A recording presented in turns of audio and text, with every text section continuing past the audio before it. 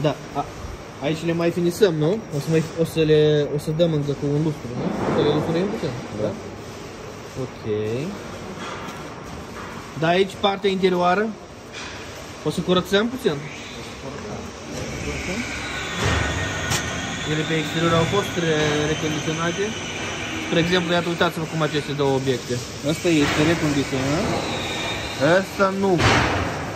Așa este patina timpului, dar e prea oxidat.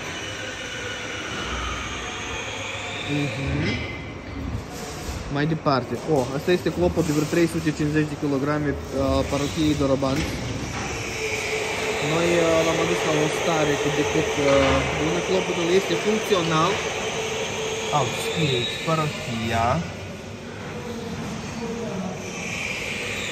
Florească. Așa scria cândva. Și astea clop